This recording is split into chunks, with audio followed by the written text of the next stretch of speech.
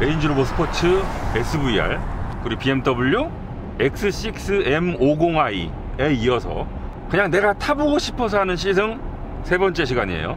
오늘은 아우디 Q7입니다. 이 Q7 중에서도 가장 기본 트림이라고 할 수 있는 45TDI 쿼트로 프리미엄이에요. 사실 앞선 두 모델 있죠? 레인지로버 스포츠 SVR 그리고 X6 M50i, 이 두 친구들은 정말 어마어마한 성능, 웅장한 배기음, 감성, 뭐 이런 것 때문에 그냥 타보고 싶었다면 오늘 이 Q7 45TDI는 실제 활용함에 있어서 어떤 매력을 보여줄지 위주로 알아보겠습니다.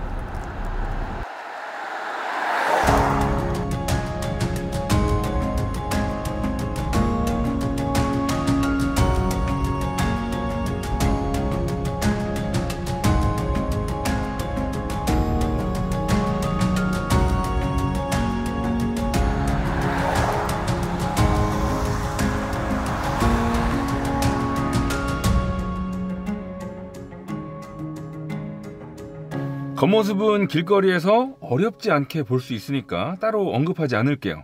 실내만 살짝 알아보자면 역시 전형적인 아우디 디자인이에요.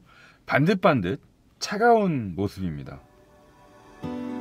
계기판과 센터 디스플레이의 그래픽도 현란한 애니메이션이나 총천연색 그래픽보다는 가독성 위주로 정보를 보여주고 있고요. 특히 센터 디스플레이는 터치 방식을 별로 선호하지 않는 저조차도 수긍할 수 있도록 큼직큼직한 버튼에 햅틱 반응까지 전해줍니다.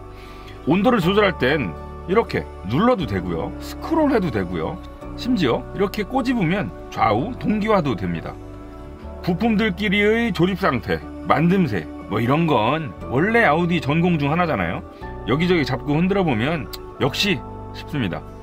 시승차는 45TDI 쿼트로 프리미엄, 그러니까 기본 트림이어서 뭐 대시보드를 가죽으로 덮진 않았지만 그래도 곳곳에 쓰인 기본 소재가 고급스러워요. 촉촉하게 말랑말랑, 부드럽게 나무나무, 은은하게 번쩍번쩍.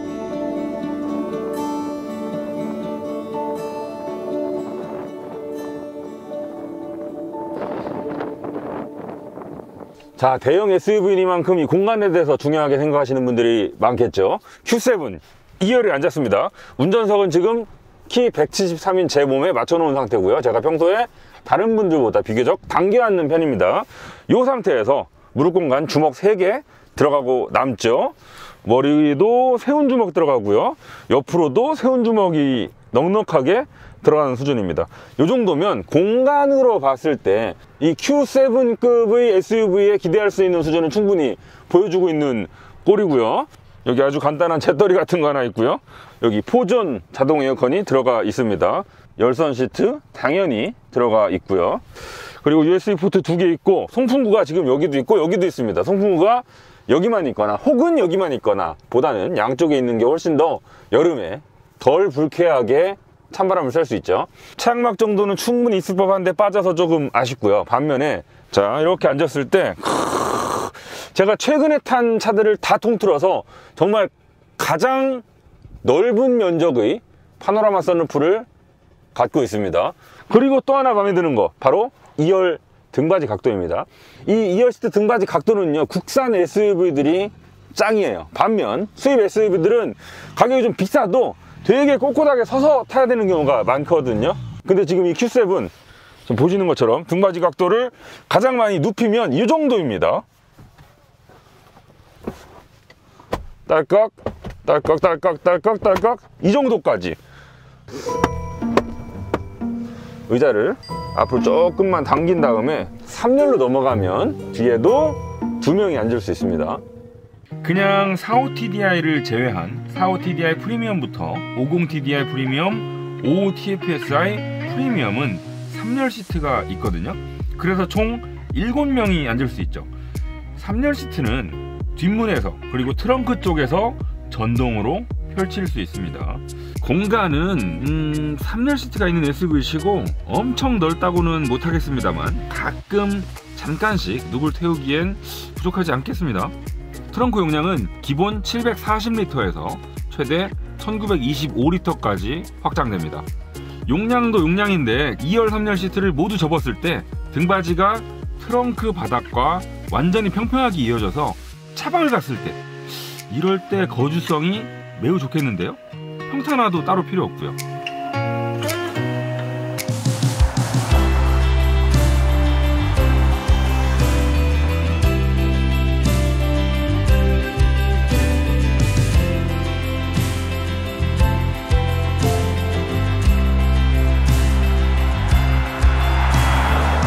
이 Q7 트림이 45TDI 쿼트로 프리미엄입니다. Q7 중에서도 기본 트림에 속하는 라인이에요. 3리터 V6 디젤 엔진이고요. 231마력에 50.99kgm래요. 그리고 공차重량이 2.3톤을 조금 넘기고 있으니까 어느 정도 성능일지 대충 짐작이 되죠.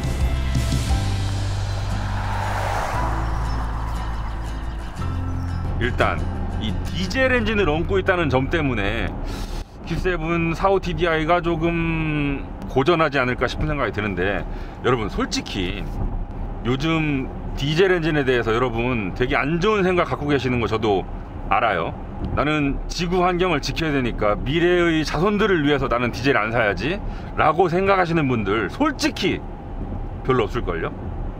원래 디젤이 딸딸거리고 덜덜거리고 싫었는데 거기에다가 앞으로 디젤 가격이 더 오른다고 하니, 그리고 주변에서 하도 환경오염 때문에는 디젤을 사면 안 돼요 라고 말을 하니, 그러면 그냥 가솔린이나 하이브리드 사야지 라고 생각을 하시지 않을까 싶어요.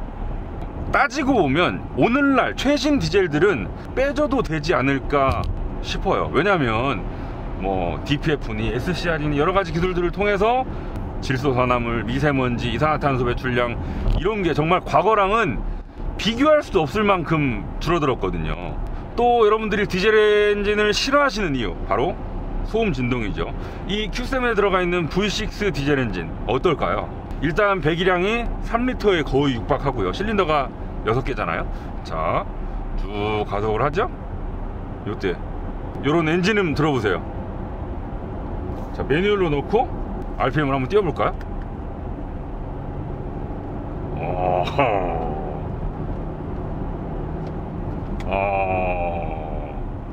얼마나 부드러워요. 정말 실린더랑 피스톤 사이에 꿀 발라놓은 느낌이잖아요. 물론 4기통 디젤들도 어느 정도 속도가 붙으면 부드럽긴 해요. 근데 그 부드러움의 급이 다르죠. 아이들링 상태일 때의 진동 소음도 6기통은 4기통 디젤 대비 훨씬 더 부드럽습니다. 뭐 디젤 엔진이라고 해서 크게 거슬릴 게 없어요. 적어도 소음 진동 면에 있어서는요. 디젤 엔진이라는 점 신경 안 써도 될 정도로 소음 진동은 잘 막았다.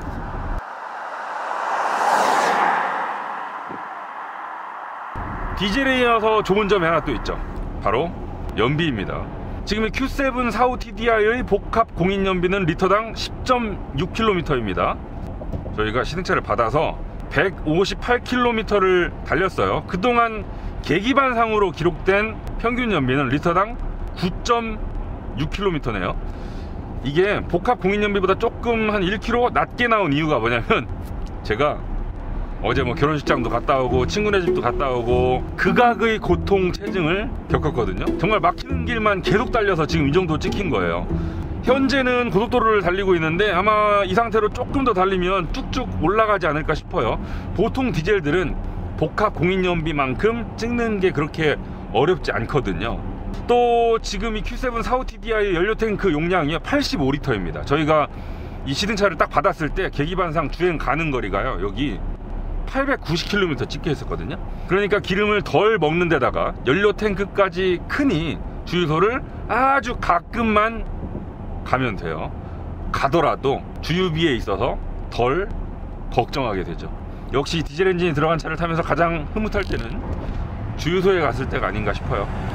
자, 지금 이 정도 크기에 이 정도 무게 그리고 이 정도 성능임을 감안했을 때 리터당 9.6km면 이건 분명 디젤이니까 가능한 수치입니다.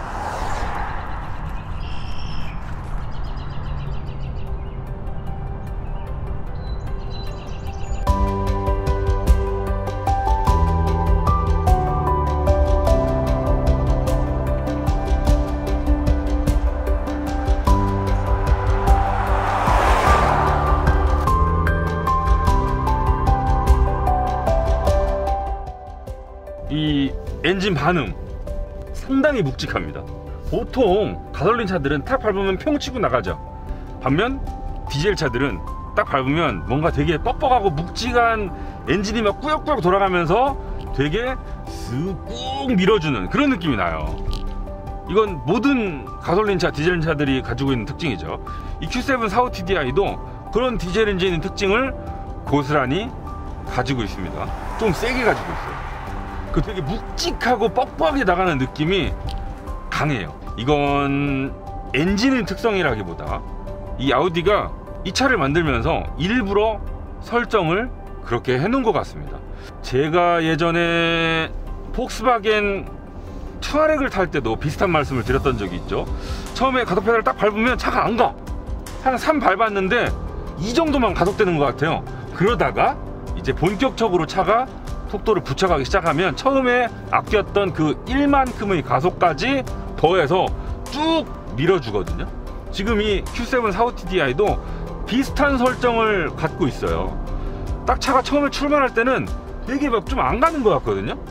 근데 일단 큰 길에 합류해서 가속 페달을 조금 더 깊게 가져가면 그때는 그 디젤 엔진 특유의 토크발로 충분히 차를 쭉 고속까지 연결시켜주죠.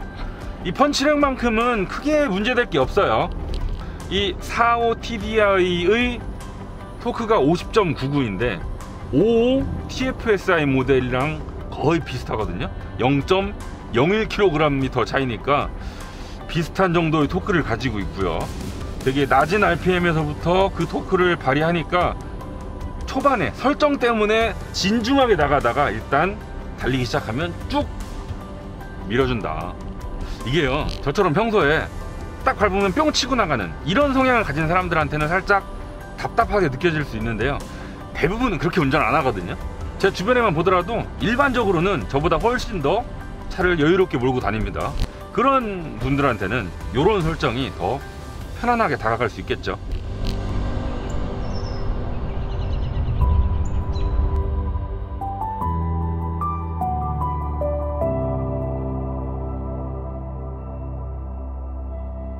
변속기도 마찬가지입니다. 그냥 뒤에 놓고 다니시면 신경 쓸 게 없습니다. 부드럽게 달릴 때 부드럽게 기어 바꿔 물고요. 지금 요 정도 가속하고 싶을 때 너무 고단을 물고 있어서 토크가 없고, 너무 저단을 물고 있어서 지나치게 RPM 높고, 이런 이상한 반응을 보이는 적이 없어요. 매뉴얼로 놓고 RPM을 띄워도요. 자, 4단, 3단, 4단, 5단. 느리지도 않고 빠르지도 않고 딱 그냥 아주 무난한 매뉴얼 반응 속도. 뭐 더 바랄 것도 없고요, 흉볼 것도 없어요. 이 차의 컨셉이 무난함이라면 칭찬할 만하죠. 무난하게 만들었으니까요. 그 카이엔도요, 자동 8단을 쓰거든요. 911이니 박스턴이 이런 그 하드코어 성향을 가진 스포츠카들은 PDK를 쓴단 말이죠. PDK 어마어마한 성능을 가지고 있는 거 여러분 다 아실 거예요. 박스터 그 엔트리 레벨부터 911 터보 S까지 어마어마한 성능을 갖춘 스포츠카까지 전부 아우르는 토크 대응력. 내가 생각만 했는데 벌써 변속해주는 반응 속도. 이런 걸 봤을 때 정말 우주 최고의 변속기라고 해도 부족함이 없는데, 카이엔은 그런 PDK를 쓰지 않고 있어요. 그냥 자동 변속기를 쓰고 있단 말이에요. 카이엔은 그런 스포츠카들과는 달리 좀 더 편안함을 추구해야 되기 때문이잖아요. 이 Q7도 마찬가지입니다. 다른 아우디 모델들이 쓰고 있는 에스트로닉 변속기, 제가 얼마 전에 A6를 타면서 느꼈지만 DCT임에도 불구하고 부드럽고요, DCT답게 빠른 아주 좋은 느낌을 전해줬었거든요. 그런 에스트로닉 변속기를 이 Q7은 쓰고 있지 않죠. 그냥 일반 ZF 8단 자동 변속기를 쓰고 있어요. 이것도 좀 더 편안함을 추구해야 되기 때문이잖아요. 그 선택이 틀리지 않았다는 걸 이렇게 몰고 다니시면 알 수 있어요. 너무너무 부드럽거든요.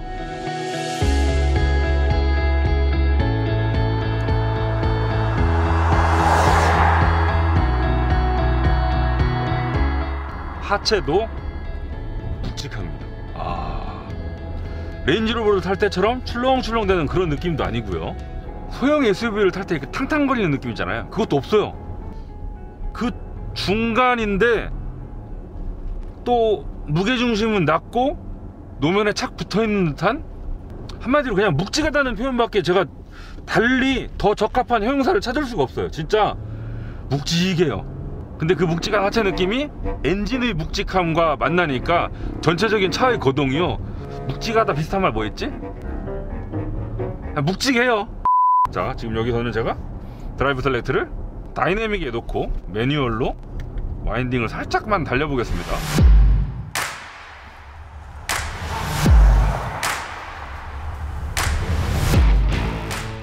자, 퉁퉁퉁퉁 빨래반키를 내려가고 있어요. 퉁퉁. 그리고 무게를 오른쪽으로 쓱 줬는데 이때 느낌 묵직합니다. 분명 롤링이 있어요. 이 정도 덩치에 이 정도 속도로 이런 코너를 돌면 롤링이 없기가 쉽지 않죠. 엄청 고가의 슈퍼 SUV도 아니고 롤링이 있긴 있는데 이 정도로 날 때는 잘 거동을 추스려 줍니다. 이 차는 태어났는데 내가 힘드네, 이걸 달리려니까. Q7 45TDI의 하체, 에어 서스펜션 아니고 그냥 코일 스프링을 달고 있죠. 묵직해요. 아까 제가 엔진 반응도 상당히 묵직하다고 했잖아요. 하체도 묵직합니다. 이 엔진과 하체가 둘 다 묵직하니까 차가 정말 묵직하게 달려요. 이게 나쁘게 말하면 되게 안 나간다고 받아들이실 수도 있겠는데, Q7의 캐릭터를 보면 이 묵직한 게 전혀 단점이 아닙니다. 잘 어울려요. 출렁출렁 되지도 않고요. 또 그 소형 SUV를 탔을 때처럼 탕탕거리고 통통거리는 느낌까지도 없습니다. 딱 그 중간쯤이에요. 고속 크루징 같은 딱 그런 환경에 최적화된 하체가 아닌가, 그런 느낌을 주거든요. 렌즈로버 스포츠 SVR이나 X6 M501처럼 엄청 고가의 정말 고성능 SUV는 아니잖아요. 그런 걸 감안했을 때 이 정도 코너링 성능이면 무난합니다. 롤링이 있는데 이 정도면 상당히 잘 억제한 듯 싶어요. 문제는 지금 이 차가 못한다 잘한다가 문제가 아닙니다. 잘해요. 무난하게 잘 처리를 해내는데 재미가 없어요. 왜냐면 너무 태연하거든.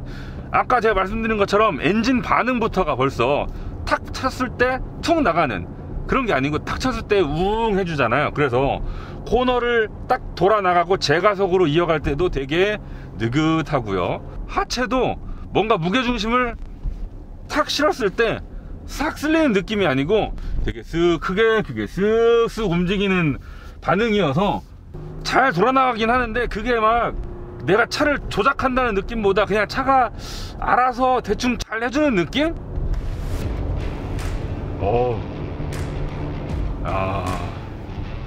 이 되게 막 크고 무거운 친구가 쓱 배처럼 돌아나가니까 이건 다른 재미라고 말씀을 드리는 게 더 정확할 것 같아요. 지금 이 45TDI보다 더 위급, 그러니까 50TDI나 55TFSI 트림에 가면 에어 서스펜션을 달고 있거든요. 에어 서스펜션이 달려 있다면 뭐 험로에 갔을 때 차고 조절도 할 수 있을 테고, 또 와인딩을 달릴 때는 감쇄력 조절을 통해서 롤링을 더 줄일 수도 있을 테고, 여러가지 장점이 있겠지만 지금 이 45TDI에 달려있는 코일 스프링만 놓고 보더라도 승차감만 따졌을 때는 크게 빠지는 구석이 없지 않나 싶어요. 어차피 에어 서스펜션을 통해서 이 차의 한계를 편안함과 스포티함 양쪽으로 확장시킬 게 아니라면 이 안에서는, 그리고 편안함만 놓고 봤을 때는 이 코일 스프링만 가지고도 충분히 잘 해낸다는 느낌을 주죠. 묵직함 안에 되게 그 충격을 슥슥 잘 흡수하는 느낌이 나요. 지금 더군다나 45TDI는 20인치 휠을 신고 있어서 상급에 들어가는 21인치보다 타이어의 사이드월도 높잖아요.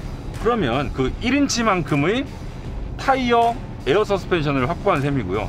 에어 서스펜션 없지만 그렇다고 크게 불만도 아니다. 자, 그래서 결론을 내자면 이겁니다. 이런 차를 타잖아요. 이렇게 최저지상고도 확보가 돼 있고 충격 잘 걸러주고 방음 훌륭하고요. 또 묵직하게 반응하는 이런 차를 타다 보면 운전자가 외부 자극에 반응하는 역치가 올라갑니다. 어지간한 요철, 어지간한 외부 소음에는 별로 신경 쓰이지가 않아요. 운전하는 데만, 그리고 내 옆에 타는 사람과 나누는 얘기, 이 차 안의 공간, 이런 것만 신경 쓰면 된달까요?